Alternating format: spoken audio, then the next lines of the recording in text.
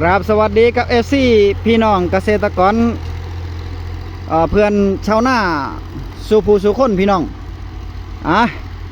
น้าพอยายการอันนี้น้าพอยายการเด้อนี่อันนี้น้าพอยายการน้าบ่ได้เผาแต่ว่า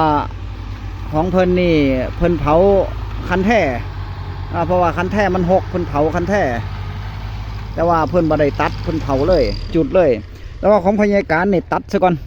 ตัดแล้วก็เคลียร์มาเป็นกองแล้วก็ค่อยเผาแต่ว่าเข้าพอยายการนี่กำลังเกิดเด้กำลังเกิดเดี๋ยวจะถ่ายให้เบิ่งเด้อมาเบิ่งนาที่อยู่ไกลเคียงกันซะก่อนนะครับนะหน้าของเพิ่นเป็นนาห้วยคือกันปีไก่เฮ็ดยากทั้งคู่เลยทั้งของพอยายการทั้งของนาเจ้านี่นะครับนะเฮ็ดยากทั้งคู่เลยปีนี้เมษายังมาทันสิ้นเดือนเอาก้อนมูละนาห้วยเอาก้อนมูแหละของพยาการวันได้อาทิตย์หนึ่งละเข้าเกิดแล้วนี่นาห้วยพยาการเข้าเกิดแล้วเด้นาห้วยเกิดดีอยู่แต่ว่ามันกำลังเกิดยังบัทันได้ทะลุแต่พูดว่ามือวันที่26-27นี่ฝนจะเข้าฟ้าฝนจะเข้าอำนาจเจริญก็เป็นหนึ่งในคำเตือนของอุตุนะครับนะว่าฝนฟ้าจะมาตอนแรงๆก็ลองเบิ่งว่า26-27มื้อนี้26 2 มื้อนี่26-27นี่เบิ่งว่าฝนมันจะตกบ่เบิ่งว่าฝนสิตกบ่เนาะครับเนาะแต่ว่าของเพิ่นนี่เพิ่นเฮ็ดแบบใหม่เพิ่นเฮ็ดแบบใหม่ก็คือนาของเพิ่นนี่ก็คือเพิ่นหว่านซะก่อนเด้อพี่น้องเพิ่นหว่านแล้วก็ไถหว่านแล้วเพิ่นไถกบแล้วก็ค่อยมาปั่นเด้อหน้าน่ะมันก็ดีอยู่เพราะว่าเข้ามันอยู่ลึกแล้วเข้ามันบ่ตายง่ายเด้เวลาแรงมากเข้ามันบ่ตายเด้นี่ปั่น2 รอบพุ่นละ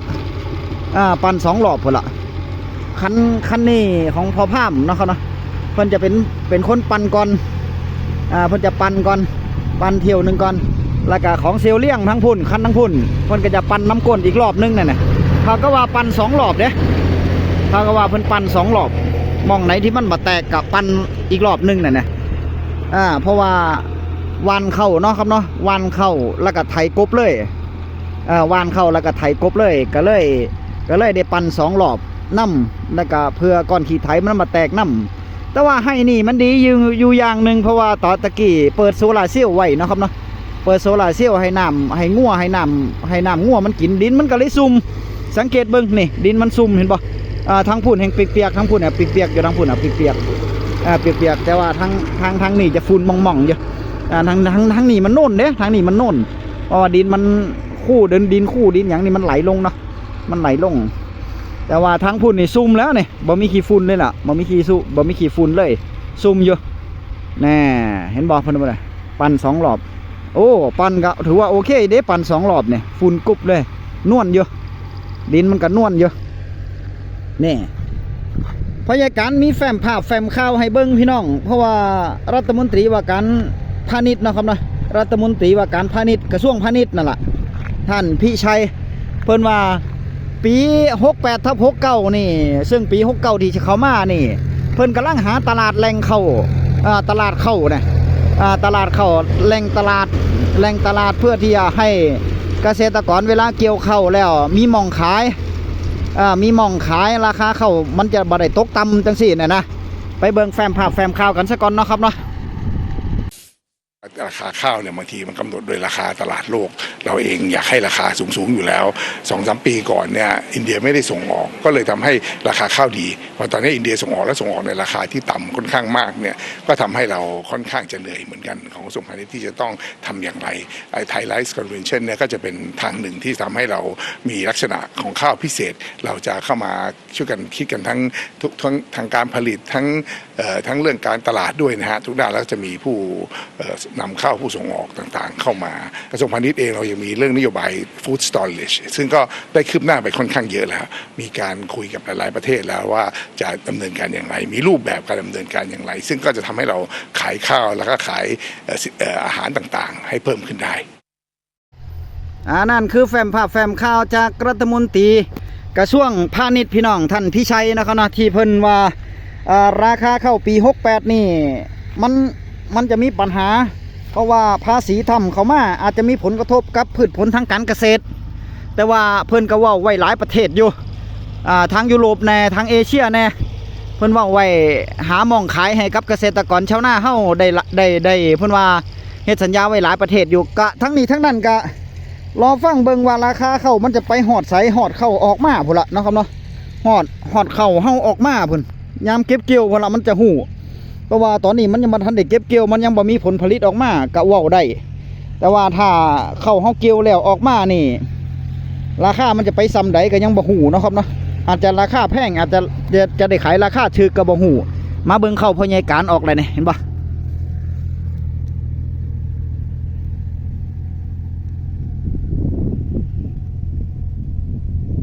เห็นบ่เข้าพ่อใหญ่การนี่เข้าเขียวๆนี่เข้าพ่อใหญ่การโพเลยนี่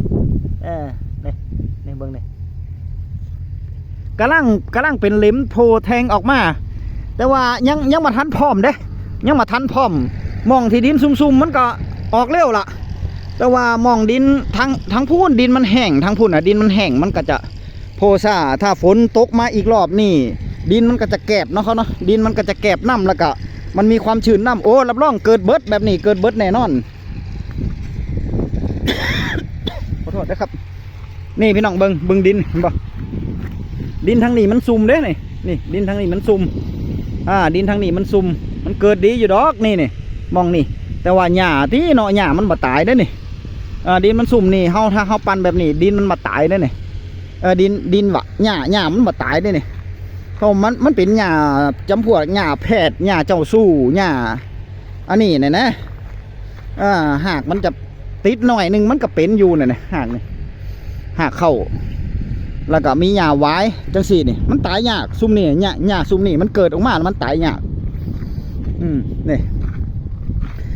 ตามที่เบิ่งคลิปก็ลองคอมเมนต์เข้ามาเบิ่งพี่น้องมาเว้าจากันเนาะภาษาเกษตรกรชาวนาเฮาว่าราคาข้าวปี68/69คาดว่าอันนี้ตามกระทรวงเบิ่งแล้วกระทรวงตามที่ท่านพี่ชัยกระทรวงพาณิชย์ที่เพิ่นเว้าออกมาว่าราคาข้าวที่เพิ่นหาแหล่งตลาดให้นี่พ่อใหญ่การว่าความเป็นไปได้ปี68/69นี่ราคาบ่น่าจะสูงนะถ้าพ่อใหญ่การวิเคราะห์หรือว่าวิจารณ์เนาะเขาเนาะเพราะว่าราคาข้าวบ่น่าจะสูงเพราะว่ามันมีปัญหาได้รับผลกระทบเนี่ยนะได้รับผลกระทบหลายๆด้านยิ่งเอเชียเฮาประเทศไทยได้รับผลกระทบหลายๆด้านและก็ภาษีทำมานำบ่ว่าจะเป็นเนื้องัวเนื้อควายเนื้อหมูนี่ก็จะนำเข้ามาบัดนี้ก็จะนำเข้ามาขายให้กับคนไทยมาขายในประเทศซึ่งเนื้อวัวเนื้อควายในประเทศนี่ก็ล้นตลาดอยู่แล้วงัวก็ราคาถูกอยู่แล้วยังจะนำเข้ามาอีกนี่โอ้ยจบเลยแล้วบรรยากาศว่าจบเลยแต่ว่าเรื่องเข้านี่ยามเขาออกไปขายกับสหรัฐนี่ราคาเข้าก็จะบ่แพงพี่น้องถ้าแพงเขาก็บ่ซื้อเนี่ยนะถ้าแพงเขาก็บ่ซื้อเนาะครับเนาะถ้าแพงเขาก็จะบ่ซื้อเข้าเนี่ยมันเป็นจังซั่นมันเป็นจังซั่นเนี่ยรถปั่น2คันรถไถคันหนึ่งนี่แหละครับวิถีเกษตรกรชาวนารู้ว่าขาดทุนแต่มันก็ต้องทำเฮ็ดหน้าเนาะครับเนาะบางคนก็ว่าจะบ่เฮ็ดแล้วแต่บ่เฮ็ดจะเฮ็ดหยังเอาพี่น้องว่าเพราะว่ามันเฮ็ดหยังบ่ได้เบิ่งติล่ะจะให้ไปปลูกกล้วยแบบรัฐมนตรีว่ากันกระทรวงพาณิชย์เพิ่นว่าบ่มันจะปลูกกล้วยได้บ่พี่น้องเบิ่งติล่ะเนี่ยมันเป็นไหหน้าแล้วฝนตกมาน้ำท่วมหมดแล้วนี่น้ำล้นคันแท้หน้าสูงนี่เบิ่งของพ่อใหญ่การนี่คันแท้หน้าสูงนี่น้ำล้นไหลเพิ่มๆนี่ยามน้ำมานั่นแล้วถ้าเขาไปปลูกกล้วยมันจะบ่ตายคอรอบ่เอาลองคิดเบิ่งดีๆเนาะถ้าเป็นที่เชิงเขาลาดเขาหรือว่าที่โน่นจังสี่มันก็ได้อยู่ปลูกกล้วย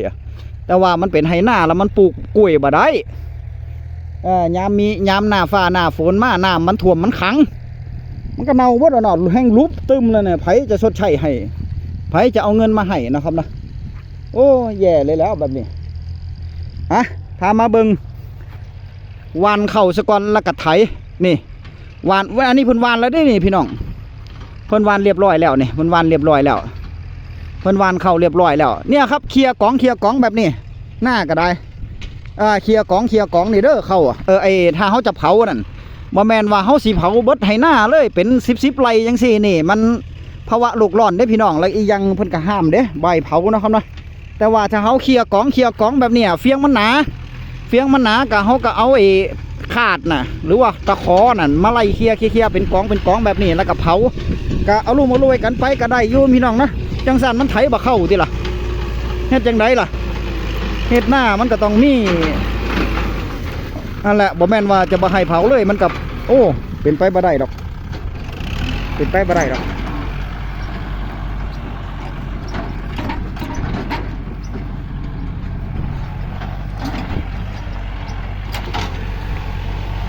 ถ้ารถไถใหญ่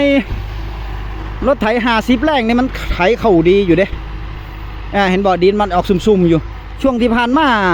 ฝนมันตกเที่ยวบ้านพญากาฝนมันเที่ยวบ้านพญากานี่หลายรอบอยู่มันไถเข้าดีอยู่นี่ก็ถือว่าไถเข้าดีอยู่หรอกขี้ก้อนขี้ทงขี้ไถก็บ่ค่อยเป็นก้อนเท่าใดนะครับนะมันอาจจะมีหม่องโน่นหม่องแห้งแน่มันก็จะเป็นมีก้อนขี้ไถแน่ล่ะแต่ว่าถือว่าโอเคอยู่ถ้าไถซ้ำนี่นะครับนะถ้ามันเข้าซ้ำนี่ก็ถือว่าโอเคอยู่เด้พญาการว่าก็ถือว่าโอเคอยู่นี่ก็ถือว่าโอเคอยู่ดอกมองเปียกมองแต่ว่านานี่มันเป็นนาดินเหนียวนาดินช่ำเลยพี่น้องเป็นนาดินเหนียวมันก็เป็นเรื่องปกติอะไรเนาะถ้าหากว่าเป็นนาดินทรายมันก็จะง่ายกว่านี้การไถถ้ามันซุ่มเนี่ยถ้าดินมันซุ่มมันก็จะไถง่ายกว่านี้นาดินทรายก็มาล้อรุ่นล้อเบิงพี่น้องขาดทุนก็ต้องเฮ็ดหาวิธีประหยัดต้นทุนเอาเด้อหาวิธีประหยัดต้นทุนเอาแล้วไผมีแนวทางว่าเฮ็ดจังไดจะให้เกษตรกรชาวนาเฮาเฮ็ดวิธีไหนเฮ็ดแบบไหนที่ประหยัดต้นทุนได้ก็คอมเมนต์มาเว้ากันเด้อพี่น้องเด้อว่าซอยกันพี่น้องซอยกันนะครับนะเฮ็ดจังไดประหยัดต้นทุนได้นะครับนะแต่ว่าอันนี้เพิ่นวานก่อนแล้วก็ไถแล้วก็ค่อยปั่นจังซี่ถามว่ามันดีบ่มันก็ดีได้พี่น้องเวลามันเกิดช่วงที่เข้าแรงมาหากมันอยู่ลึกมันซุ่มอยู่ลึกมันมาตายง่ายเด้เขามันก็ดีอยู่แต่ว่าถ้ามันลึกเกินนี่ถ้าก้อนขี้ไถแข็งๆนี่มันเวลาปั่นมันมาแตกนี่มันก็เสียแหละแบบนั้นมันก็เสียมันก็ดีอย่างเสียอย่างเด้ดีอย่างเสียอย่างแต่ว่าถ้าเขาไถแล้วก็ไปปั่นส่วนมากแถวชุมชนบ้านพญาการก็จะไถก่อนนะครับนะไถแล้วก็ค่อยปั่นน่ะไถแบบนี้ซะก่อนแล้วก็เอาเข้ามาวานแล้วก็ค่อยมาปั่นเนี่ยแบบนั้นก็มีหลายอยู่นะครับนะแบบนั้นก็หลายอยู่ก็ถือว่าโอเคอยู่เด้นี่ดีอย่างนี่เนี่ยเวลาไถบ่เข้าก็เน้นย่ำนะครับมาถอยมาไถไม่เอาผ่านลงไม่ยังสี่เน้นย่ำเอาก็ดีอยู่นะครับเนาะแบบนี้ก็ดีอยู่เพื่อที่จะให้มันเข้าเบิดนี่แต่ว่าของพญาการนี่ตั้งแต่วานเข้ามานี่ฝนมันอ่อยลงนี่2 รอบแล้วเด้ แต่ว่าฝนมาแห้งแต่ว่ามันอ่อยปล่อยแต่ว่าก็เฮ็ดให้หน้าดินซุ่มอยู่ดอกของพญาการน่ะเฮ็ดให้หน้าดินซุ่มอยู่ถามว่าเข้ามันเกิดระบอเกิดดีบอวานได้อาทิตย์นึงแล้วถามว่ามันก็ยังเกิดบ่พร้อมกันเด้พี่น้องเข้าตอนนี้ยังเกิดบ่พร้อมกันแล้วเข้าถามว่าเกิดดีบอมันก็นี่เบิ่งเอา